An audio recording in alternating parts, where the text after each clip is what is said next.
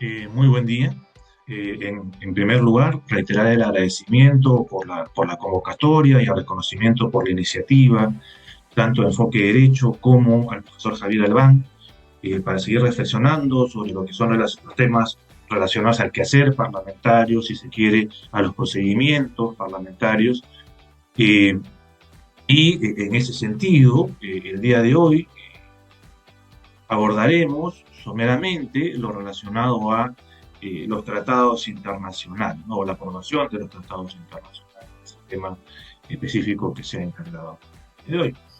En ese contexto, vamos a iniciar, digamos, en alguna manera, abordando, si se quiere, la tipología de los tratados internacionales, luego la jerarquía de los tratados internacionales y luego, en cierta medida, qué es lo que hace o cómo interviene el Congreso de la República con relación a los tratados internacionales, llámese para efectos de la ratificación o para efectos del control político de los mismos en función a su tipología.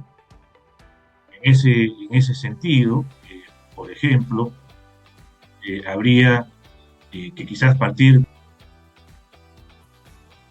Muy buen día.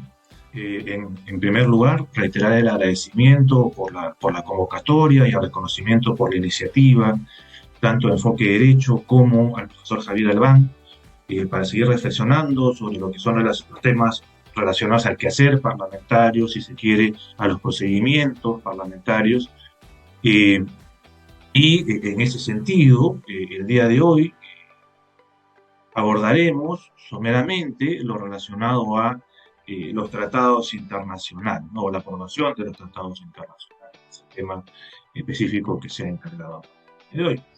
En ese contexto, vamos a iniciar, digamos, en alguna manera, abordando, si se quiere, la tipología de los tratados internacionales, luego la jerarquía de los tratados internacionales y luego, en cierta medida, qué es lo que hace o cómo interviene el Congreso de la República con relación a los tratados internacionales, llámese para efectos de la ratificación o para efectos del control político de los mismos en función a su tipología. En ese sentido, por ejemplo, el tema en cuestión alude a aprobación de los tratados. En principio, los tratados se celebran y eventualmente se ratifican. ¿Por qué se utiliza eventualmente el término aprobación? Fundamentalmente se utiliza quizás el término aprobación pensando más que todo, ¿no?, en la forma como pasan a ser parte del ordenamiento jurídico interno. Y está quizás pensado más en aquellos tipos, lo veremos en un ratito, de tratados en los cuales para su entrada en vigor precisamente se requiere una aprobación por parte del Parlamento. Aprobación, veremos en un momento también, con miras de ratificación, fundamentalmente. Porque al final del día, el Poder Ejecutivo, si se quiere, podrá suscribir tratados, podrá formar parte de su proceso de elaboración. Digamos, un solo Estado no elabora el Tratado Internacional, no lo aprueba, pero para que entre al ordenamiento jurídico interno sí hay un procedimiento previo que es el que un poco abordaremos el día de hoy. Y ahí es donde podríamos utilizar, digamos que lo que se aprueba es, si se quiere, la entrada en vigor, la incorporación a nuestro ordenamiento jurídico interno de aquellos tratados internacionales.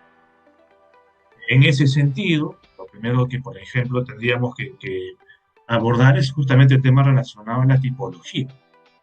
Y a lo que se refiere a la tipología, inicialmente pues habían, digamos, dos grandes tipologías, ¿no? Que eran los denominados tratados legislativos y tratados ejecutivos, ¿no? Entendiendo los tratados legislativos como aquellos en los cuales para su entrada en vigor se requiere precisamente de la intervención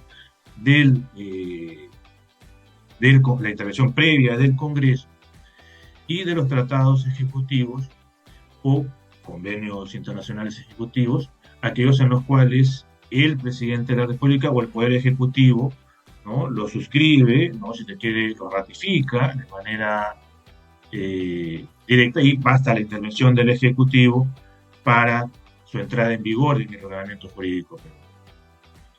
Más allá de estas dos grandes categorías que pasan en función fundamentalmente de cómo les interviene o no interviene el Congreso de la República para su entrada en vigor, Y el Tribunal Constitucional ya desde la sentencia 0047-2004 PITC, la clásica, pues esta sentencia en la que se desarrolla el sistema de fuentes, ¿no? Los criterios para resolver antinomias y lagunas jurídicas, desarrolló tres tipos: los tratados con habilitación legislativa, los tratados ordinarios y los convenios internacionales ejecutivos. Con cargo a volver a incidir en ello en un ratito, digamos, los tratados con habilitación legislativa son aquellos, digamos, más asociados a aquellos que requieren, para redundancia, eh, el procedimiento propio de una reforma constitucional para su entrada en vigor en el ordenamiento jurídico. Y ya que está de moda el tema de las reformas constitucionales, habría que recordar que para la aprobación de una reforma constitucional, ¿no?, se requiere 66 votos más referéndum ratificatorio u 87 votos. Bueno, en realidad no es uno, es o si quieres evitar el referéndum ratificatorio tienes que obtener 87 votos a más en dos legislaturas ordinarias sucesivas. Entonces, los tratados ordinarios son los que versan sobre materias específicas, pero que su aprobación o su entrada en vigor, si se quiere, en el ordenamiento jurídico peruano, no va a suponer, ¿no?, eh, una reforma constitucional. Prácticamente, digamos, van a ser aprobados, si se quiere, como cualquier norma, por decirlo de alguna manera. Entonces, o cualquier norma con rango de ley. Es, si se quiere, un estadio inferior a lo que sería una reforma constitucional. Y los convenios internacionales ejecutivos, que justamente en los cuales prácticamente interviene única y exclusivamente el Poder Ejecutivo, no obstante, ¿no?, está esta figura de la dación de cuenta al Parlamento, como ocurre con los decretos de urgencia, como ocurre con los decretos legislativos, como ocurre con los regímenes de excepción. La dación de cuenta con la finalidad precisamente que exista un control político por parte del Parlamento, que podría llevar justamente a que se tenga que eventualmente denunciar un convenio internacional, eso para efectos externos, pero para efectos internos este control político podría llevar a que precisamente la resolución legislativa que concluye que no correspondía en todo caso aprobar un tratado internacional ejecutivo porque de repente tiene una naturaleza distinta, por ejemplo un tratado ordinario, deje de tener vigencia en el ordenamiento jurídico nacional. Entonces, con relación justamente a los tratados de cohabilitación legislativa, es un poco lo que encontraríamos en el segundo párrafo, el artículo 57 de la Constitución, en el cual precisamente nos indica la norma fundamental que aquellos tratados que afecten o incidan disposiciones o preceptos constitucionales tendrán necesariamente que ser aprobados bajo el mismo procedimiento de reforma de la Constitución antes de ser ratificado por el presidente de la República y, en consecuencia, antes de entrar en vigencia en el ordenamiento jurídico interno. Con relación a los tratados ordinarios, ¿no?, ya lo más clásico, los tratados ejecutivos, son aquellos que justamente para su ratificación requiere, para entrar en vigor, requiere precisamente la ratificación o si se quiere la validación por parte del Parlamento, y que estos fundamentalmente van a versar sobre derechos humanos, soberanía, dominio, integridad del Estado, defensa nacional, obligaciones financieras del Estado, vinculado con obligaciones financieras, es justamente aquellas que, digamos, implican crear, modificar o suprimir tributos. Habrá que recordar que los tributos pueden ser impuestos, tasas o contribuciones, ¿no? El tema de las tarifas es otro tema, público o es tributo. Evidentemente también cuando el tratado internacional implica o exige la aprobación de normas o, normas por rango de ley, claro, o cuando exigen la modificación o la derogación de una norma con rango de ley o de una ley. Tenemos que un tratado internacional puede conllevar a ello o versa sobre esas materias, tendrá que necesariamente pasar por el Parlamento previa a su entrada en vigor en el ordenamiento jurídico. Y ahí viene, por ejemplo, un tema singularmente interesante, ¿no? Y es que el órgano encargado necesariamente de la ratificación de los tratados ordinarios, evidentemente en el caso de los tratados con habilitación legislativa, porque la reforma constitucional solo puede ser aprobada por el Pleno, igual ocurre con el caso de los tratados ejecutivos, con los tratados legislativos. En el caso de los tratados ordinarios, la aprobación de su ratificación, o de la resolución legislativa, digamos, que da cuenta de su aprobación, es una competencia también exclusiva y excluyente del Pleno, porque no puede ser delegada a la comisión permanente la ratificación de los de los tratados ordinarios. Evidentemente, si no se puede delegar a la comisión permanente esta materia, tampoco pues corresponderá que digamos, se pueda delegar al Poder Ejecutivo vía una ley autoritativa precisamente la ratificación de tratados ordinarios. Ahora, acá también habría que hacer otra acotación, que eventualmente volveremos sobre ella en breve, y es la relacionada a que no se exige, en el caso de los tratados ordinarios, una votación, si se quiere, calificada, no se exige mayoría absoluta, no se exige una mayoría calificada, ya no necesita 66 votos, que son el número de votos propios de una ley ordinaria, de una ley orgánica, ni menos 87 para aprobar tratados ordinarios. Y ese es un elemento, a mi juicio, medianamente importante, porque el que no tenga la condición de ley orgánica conllevará a que precisamente con el marco normativo vigente, que es el reglamento del Congreso, sí pueda la resolución legislativa de su aprobación, ¿no? Ser dispensada de varios trámites, como ciertamente ha ocurrido antes de, digamos, las modificaciones del reglamento del Congreso con tratados ordinarios anteriores, o enmiendas, si se quiere. Bueno, con relación a, digamos, los convenios internacionales ejecutivos o tratados ejecutivos, algunos lo han querido utilizar el término incluso de tratados reglamentarios, cosa que no corresponde. El acuerdo de Montevideo, el acuerdo de cooperación económica Perú-Chile se quiso denominar esta figura de tratado reglamentario. Bueno, son los que, cualquiera que verse sobre materias distintas a las que tienen que ser, digamos, materia de aprobación por parte del Congreso, en consecuencia, pueden ser tramitados, aprobados, notificados directamente por el Poder Ejecutivo, con cargo nuevamente a dar cuenta al Congreso que, como veremos, tiene un procedimiento de control político posterior, evidentemente, a los convenios internacionales ejecutivos que suscribe el Poder Ejecutivo. Ahora bien, con relación a la jerarquía, al rango, más que todo, de los tratados internacionales, si uno se remite justamente al numeral 4 del artículo 200 de la Constitución, podría sostener que todos los tratados internacionales tienen rango de ley, llámese los tratados con habilitación legislativa, llámese los tratados con los tratados ordinarios, o llámese los convenios internacionales ejecutivos. Por eso que justamente, por ejemplo, el convenio de cooperación de complementación económica Perú-Chile termina yendo, por ejemplo, al TC.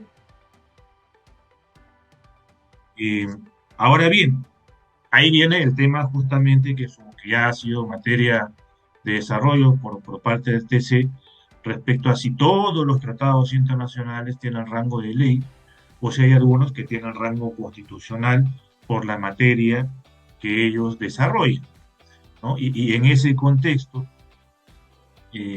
por ejemplo, se tiene que ya el TC en la 0047-2004 TITC señalaba justamente que dentro de la primera categoría, digamos, de normas dentro del ordenamiento jurídico se ubicaban también los tratados internacionales sobre derechos humanos, lo cual tiene cierta lógica porque si el propio artículo 57 de la Constitución refiere que si los tratados afectan disposiciones constitucionales requieren necesariamente digamos, una aprobación por parte del Congreso propia de un procedimiento de reforma constitucional es porque tienen, digamos, rango constitucional.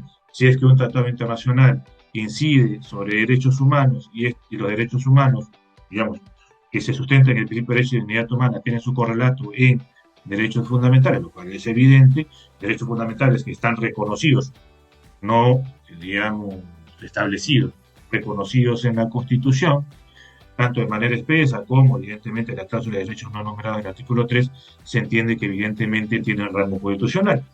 Así lo dijo justamente el TC en la 0047-2004 PITC y lo ratificó en la sentencia requerida en los expedientes 0025, 0026, 2005 PITC, el caso Profa 2, en la cual también dijo de manera enfática que los tratados internacionales sobre derechos humanos ostentan justamente el rango constitucional, ¿no? Claro, evidentemente también podemos remitirnos justamente a la jurisprudencia del TC, por ejemplo, cuando ha abordado temas relacionados con el convenio 169 de la OIT y los derechos de los pueblos originarios, en tanto que justamente también abordan temas de derechos fundamentales. Entonces, en ese orden de ideas se tiene que efectivamente tenemos tratados internacionales que tienen rango constitucional y tenemos tratados internacionales que tienen rango legal. No hay un tratado internacional que tenga un rango infralegal o reglamentario por el solo hecho de que de repente complemente un tratado legislativo o un tratado ordinario. Ambos igual tienen el estatus o el rango de ley, ¿no? Y por eso puede ser cuestionado justamente ante el Tribunal Constitucional. Efectivamente, no en los 6 años que son propios de una norma por rango de ley, sino 6 meses, pero igual se puede cuestionar su constitucionalidad ante el TC, precisamente porque forman parte de nuestro ordenamiento jurídico y en tanto que tienen un rango inferior a la Constitución, tiene que evaluarse su compatibilidad con la norma suprema de nuestro ordenamiento jurídico, que es la Constitución.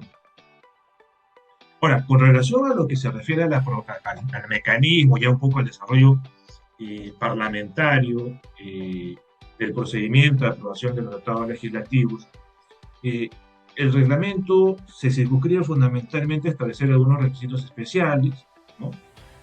Como es el caso de que, como ocurre con las iniciativas que provienen del Poder Ejecutivo, tienen que ajustar efectivamente, bueno, primero que tienen que estar refrendadas por el presidente del Consejo de Ministros, evidentemente tendrá que ajustarse el acta del acuerdo, se dé cuenta de, digamos, del instrumento de ratificación, y en concreto de los tratados ordinarios. Precisamente el reglamento del Congreso refiere que tienes que ajustar bueno, evidentemente el texto integral del tratado, los antecedentes, un informe sustentatorio que contenga las razones que estima el Poder Ejecutivo por las cuales considera que el tratado es ordinario y no es un convenio internacional ejecutivo, comenzando por ahí, ¿no? Y evidentemente tendrás que adjuntar la opinión técnica favorable de los sectores competentes y la resolución suprema que aprueba la revisión del tratado al Poder Legislativo. Y sobre el particular, nuevamente, como decíamos hace un momento, no se exige una mayoría específica de votos o un número, para ser precisos, un número mínimo de votos para la aprobación de tratados legislativos, lo cual, por ejemplo, permitirá que se dispense, por ejemplo, de envío a comisiones, de dictamen, de publicación, de dictamen, ¿no? De plazo de publicación de dictamen, para la redundancia, para que este pueda llegar al Pleno. Entonces, si existe la voluntad del acuerdo de Junta de Portavoces, porque eventualmente existe algún nivel de urgencia para la entrada en vigor de un tratado internacional, nuevamente, ordinario, porque evidentemente si es un tratado con habilitación legislativa, es decir, de que requiere reforma constitucional, ahí sí no hay dispensa de trámite que valga. Pero si es un tratado legislativo ordinario, claro, salvo que evidentemente por materia específicamente relacionada con temas tributarios no se podía, y podrías dispensar de trámites. Ahora, si quisiéramos remitirnos a antecedentes, hemos tenido de todo. Por ejemplo, en el caso del tratado famoso TLC de Perú con Estados Unidos, este fue decretado a las comisiones de Economía y Relaciones Exteriores, es decir, con lo cual, primer elemento, no necesariamente todo el procedimiento de aprobación de un tratado internacional o todo proyecto de resolución legislativa que esté vinculada con un tratado internacional va a llegar única y exclusivamente a la Comisión de Relaciones Exteriores del Congreso, ¿no? ¿Por qué? Porque nuevamente el tema ahí relevante va a ser la materia. Claro, por lógica, toda la vida va a terminar yendo necesariamente a la Comisión de Relaciones Exteriores, pero no necesariamente va a ser la única comisión encargada del estudio y dictamen de ese proyecto de resolución legislativa, porque va a depender de la materia sobre la cual verse ese instrumento normativo, en este caso ese tratado ordinario. Entonces, si nos encontramos eventualmente, en el caso de un tratado que verse justamente como el caso del TLC con Estados Unidos sobre materia económica, también será decretada la Comisión de Economía. En ese caso, por ejemplo, sí contó con dictamen. Ciertamente los dictámenes fueron meridianamente rápidos. Si mal no recuerdo, tomaron casi un mes, si no menos, en el estudio y dictamen de ambas comisiones, ¿no? Porque, y ahí también vale recordar, pueden las comisiones hacer su dictamen por separado o hacer un dictamen conjunto para evitar que eventualmente se haga un trabajo innecesario en la segunda comisión. Porque cuando el tema llega al Pleno, se va a poner a debate y votación el dictamen de la comisión principal. Y solo si no pasa el dictamen de la comisión principal, se pasa a debatir el dictamen de la segunda comisión. Entonces, por eso a veces es más recomendable los dictámenes conjuntos.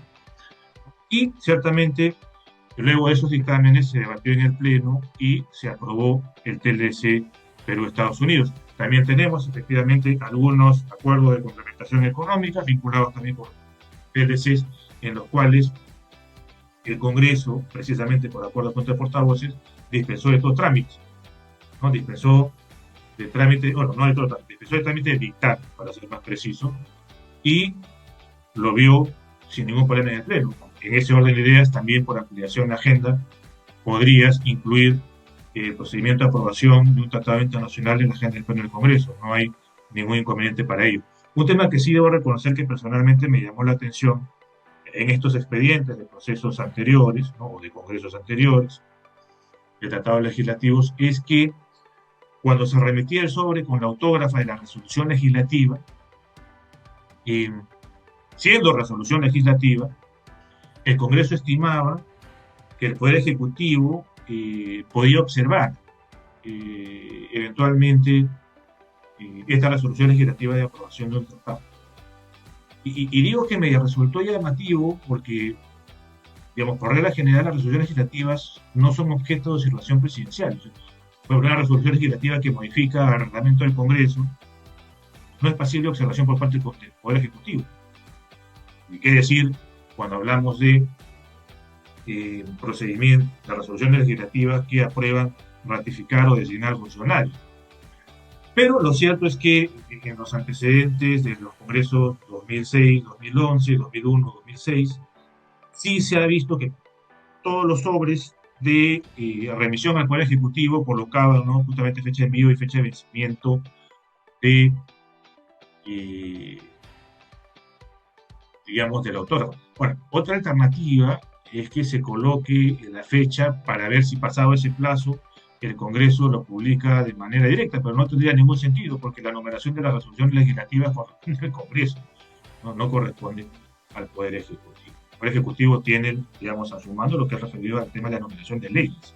Evidentemente también respecto a la numeración de decretos de urgencia y decretos legislativos, no así de resoluciones legislativas. Pero bueno, es un poco, digamos, lo anecdótico, si se quiere, respecto a la aprobación de tratados legislativos, si se quiere, o tratados ordinarios. Habrá que ver, lo que sí suele haber a veces debates, es más bien en el otro tipo de tratados, si se quiere, en el otro tipo de procedimiento legislativo vinculado con tratados internacionales, que es el control político de los tratados ejecutivos. Fundamentalmente, este control político va a ser encargado, por lo que dice efectivamente el reglamento del Congreso, a las comisiones de Constitución y Relaciones Exteriores. Ahora, ¿por qué se envía a la Comisión de Constitución? Fundamentalmente se envía a la Comisión de Constitución porque la Comisión de Constitución va a tratar de hacer énfasis en dilucidar si efectivamente nos encontramos ante un convenio internacional ejecutivo o si en realidad nos encontramos ante un convenio de, digamos, ante un tratado ordinario o ante un tratado de habilitación legislativa que requiere seguir el procedimiento de reforma constitucional. Pero al menos en el papel, ¿no?, el procedimiento de control político de los tratados internacionales, recordemos que en el caso de los tratados internacionales ejecutivos, por los tratados ejecutivos, estos entran en vigor, digamos, luego de, si se quiere, la aprobación respectiva por parte del Ejecutivo, ¿no?, porque es la dación de cuenta posterior, ¿no? Primero, efectivamente, 3 días después de su celebración, el Ejecutivo tiene que dar cuenta, ¿no?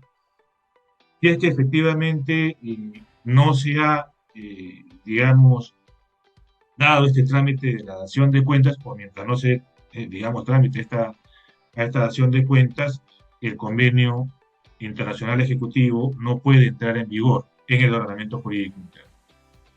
Una vez que llega, digamos, a mesa de partes del Congreso, luego de 3 días, es derivado a las comisiones de Constitución y Reglamento y Relaciones Exteriores. Esto evidentemente no lo hace la presidencia, lo termina a veces decretando con cargo de oficialidad mayor, ¿no? Es la primera visa. Pero acá, por ejemplo, no tendría mucho sentido, por ejemplo, que intervenga la primera vicepresidencia, ¿no? Si al final del día ya se sabe a qué comisiones va a ir, la labor de la primera vicepresidencia es dilucidar a qué comisiones va un proyecto, si se quiere, eh, por materia de especialidad. No tiene claro cuál es la especialidad, pero acá es el propio reglamento el que dice a qué comisión. ¿Para qué plazo tienen para el estudio y dictamen de este tratado internacional ejecutivo? Que fundamentalmente para ver si cumple o no cumple, casi como ocurre por decretos urgencias, los decretos legislativos, 30 días.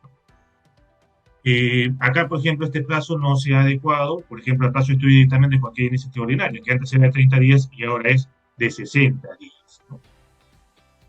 Ahora sigue siendo, digamos, de 300 días útiles o hábiles para que ambas comisiones se aboquen al estudio y dictamen de estos tratados internacionales ejecutivos. En el caso de la Comisión de Constitución, se suele crear, por práctica parlamentaria también, ya bastante antigua, eh, un grupo de trabajo encargado del control político de los actos normativos del Poder Ejecutivo, ¿no? De ahí llegan justamente para estudio, para un estudio, digamos, preliminar, los decretos legislativos, los tratados internacionales ejecutivos y los decretos de urgencia, ¿no? Luego, ese grupo de trabajo elabora un informe y ese informe es puesto en conocimiento de la Comisión de Constitución, quien puede o no puede aprobar ese informe y sobre la base de eso ya se zanja el tema en sede de comisión. Ahora, habría que señalar, ¿no? que igual el control parlamentario se mantiene. Habría que recordar también que, aunque en el marco de los decretos de urgencia, el TC ha sostenido que estos plazos previstos en el reglamento del Congreso para el control político no son de caducidad o no son de prescripción. Es decir, si es que no cumplen ese plazo, no es que ya no pueda, si se quiere, digamos, dejar de hacer el control político del decreto de los tratados internacionales ejecutivos. Lo voy a poder hacer como Congreso de la República, ¿no? Precisamente porque, entiende el tribunal, este control político también se rige por criterios de oportunidad, y la oportunidad está vinculada también al factor tiempo, ¿no? ¿En qué momento lo hace? Ahora, ¿qué ocurre si es que este tratado, si es que la Comisión de Constitución y Reglamento o la Comisión de Relaciones Exteriores consideran que el tratado internacional ejecutivo debe ser dejado sin efecto? A la siguiente sesión, en la que evidentemente se pone en conocimiento del dictamen, o se recibe el dictamen para ser más preciso, se tiene que poner a consideración el mismo ante el Pleno o la Comisión Permanente, ¿no?